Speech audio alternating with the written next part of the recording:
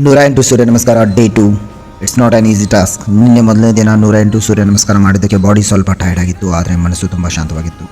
ಇವತ್ತು ಬೆಳಗ್ಗೆ ಎದ್ದು ನೋಡ್ತೀನಿ, ಸಮಯ 2:30 ಎಚ್ಚರ ಆಯಿತು. ಮಧ್ಯರಾತ್ರಿ ಏನು ಮಾಡೋದು ಅಂತ ಗೊತ್ತಾಗಲಿಲ್ಲ. ಎದ್ದು ಸ್ವಲ್ಪ ಧ್ಯಾನ ಮಾಡಿದೆ, ಮತ್ತೆ ಹಾಗೆ ಮಲಗಿಬಿಟ್ಟೆ. ಬೆಳಗ್ಗೆ 5 ಗಂಟೆಗೆ ಅಲಾರಾಮ್ ಆಗುತ್ತೆ. ಮನ್ಸು ಹೇಳುತ್ತೆ ಸಂಡೇ ಮಗ ಮಲಗು ಎದ್ದೇನು ಕಿತ್ತಾಗ್ತೀಯಾ ಅಂತ ಹೇಳ್ಬಿಟ್ಟು ಹಾಗೆ ಮಲಗಿಬಿಟ್ಟೆ. 5:15ಕ್ಕೆ ನನ್ನಲ್ಲಿರುವ ಇನ್ನೊಬ್ಬ ಮಾತಾಡ್ತಾನೆ, ನೀನು ಹೀಗೆ ಮಲಗಿದ್ರೆ ನೀನೇನು ಸಾಧನೆ ಮಾಡೋಕ್ಕಾಗಲ್ಲ ಮಗ, ನೀನು ವೇಸ್ಟ್ ಅಂತ ಹೇಳಿ, ನೀನು ಹಾಳಾಗ್ತೀಯಾ ಅಂತ ಅಂದ್ರ ಮುಂದೆ ನೀನು ಸೋಲ್ಬಾರ್ದು ಅಂತ ಹೇಳಿ ಇನ್ನೊಂದು ಮನಸ್ಸು ಹೇಳ್ತೆ. ಸೊ ಹಾಗೆ ಎದ್ದು ಕಷ್ಟಪಟ್ಟು ಹಾಗೂ ಹೀಗೂ ಮಾಡಿ ಇವತ್ತು ಕೂಡ 108 ಸೂರ್ಯ ನಮಸ್ಕಾರ ಮಾಡಿದೆ. ಮಾಡೋವಾಗ ತುಂಬ ಕಷ್ಟ ಅನಿಸುತ್ತೆ, ಯಾಕಂದರೆ ಮನಸ್ಸು ಕೇಳಲ್ಲ ಏನು ಅರ್ಲಿ ಮಾರ್ನಿಂಗ್ ಎದ್ದು ಬ್ರಹ್ಮುಹೂರ್ತದಲ್ಲಿ ಎದ್ದೆಲ್ಲ ಮಾಡೋದಂತ. ಸೊ ಆದರೂ ಹಾಗೂ ಹೀಗೂ ಮಾಡಿದೆ. ಸೊ ಇವತ್ತು ಸಂಡೇ ಫುಲ್ ಡೇ ದೀಪಾವಳಿ ಹಬ್ಬದ ಕೆಲಸ ಇದೆ.